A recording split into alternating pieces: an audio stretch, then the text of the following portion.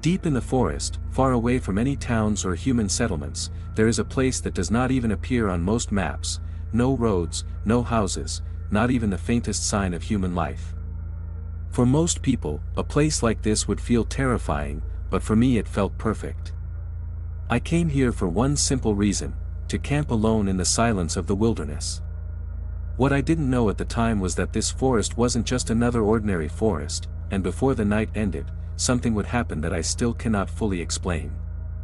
After hours of driving along narrow forest roads, I finally found a quiet clearing and thought to myself, this looks like a good place. The sun was slowly sinking behind the tall trees. So I decided to set up my campsite before darkness fell. I placed an LED lantern on the ground, letting its warm glow spread across the small clearing, then gathered dry branches and kindling from the forest floor. Soon a small fire crackled to life, and the flames danced in the fading light while I boiled water and prepared a cup of coffee. Camping meals don't need to be complicated, sometimes the simplest things taste the best. I took out a small pack of marshmallows and began roasting them over the fire. The first one burned completely. All right. Maybe a little less heat this time, I said to myself. The second attempt was perfect, golden brown.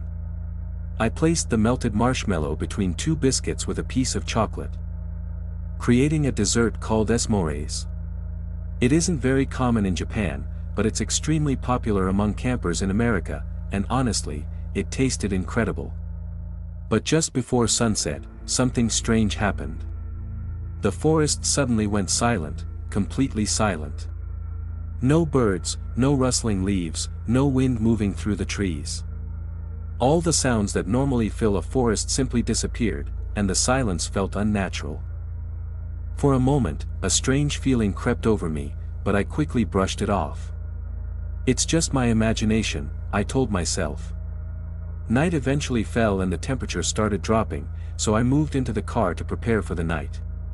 Camping in the forest can get surprisingly cold, so I turned on my portable power supply, a small device I call Gizmo, reliable, quiet, and honestly kind of cute.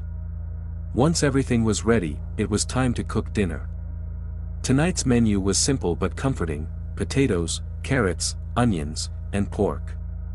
I was making nikujiga, a Japanese meat and potato stew, with rice cooking slowly beside it and grilled sori fish to complete the meal. As the stew simmered, the smell filled the cool night air. While waiting, I poured myself a drink. Beer always tastes better when you drink it from a proper glass, at least that's what I like to believe. Cheers. 30 minutes later, dinner was ready. The nikujiga looked perfect. I added the final ingredients, sprinkled green onions on top, and served it with rice and grilled fish. Itadakimasu. The warm food felt incredible in the cool night air. Beyond the small circle of firelight, the forest stretched into darkness, deep, silent, watching. It was peaceful. Almost too peaceful. After dinner, I decided to relax, pouring a glass of my favorite whiskey and opening a movie on my tablet. If you're camping in the middle of a dark forest, what better movie to watch than a horror film? Tonight's choice was the 2013 American movie The Evil Dead, a story about a group of young people who visit an abandoned cabin in the woods and unleash unimaginable horror after discovering a mysterious book. A classic, and an extremely brutal one. Honestly, maybe not the best movie to watch alone in a forest, but at the time it felt like the perfect atmosphere. Halfway through the movie, I suddenly realized something: I needed to use the bathroom. Of course, there are no bathrooms in the middle of a forest, but earlier while driving I thought I saw an old house nearby. Maybe, just maybe, there would be a bathroom there. So I grabbed my flashlight and started walking through the darkness. The forest felt different at night, the shadows stretched longer and the silence felt heavier. Eventually I found it, an old house barely visible in the darkness, and surprisingly there was a bathroom outside. Relieved, I quickly finished and prepared to head back, but just as I turned around, I heard something from behind the house. It sounded like a woman crying, soft, broken, like someone in deep distress. For a moment I froze, but I couldn't just ignore it. "Hello?" I called out. "Is someone there?" The crying stopped immediately, and the silence returned. I followed the sound toward the house.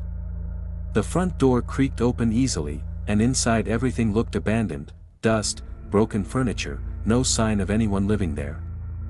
Still, the crying had clearly come from inside. I walked deeper into the house, wondering if the sound had come from upstairs or another room. One door stood slightly open, a closet. The sound had seemed to come from there. My heart started beating faster as I slowly opened it. Empty. No one there. Nothing. At that moment, a deep feeling of fear suddenly washed over me. I didn't stay any longer. I turned around and hurried back to my car. Back at the campsite, I brushed my teeth and prepared to sleep, but that crying kept replaying in my head. After watching that horror movie, it felt even worse. Maybe I was just tired, maybe my mind was playing tricks on me. Eventually exhaustion took over. Good night. Morning came quietly as sunlight filtered through the trees. The forest looked calm again, peaceful, almost like nothing had happened. Maybe last night had just been my imagination. I decided to make breakfast, something a little unusual: bread, cabbage, and dumplings. A strange combination, but surprisingly good.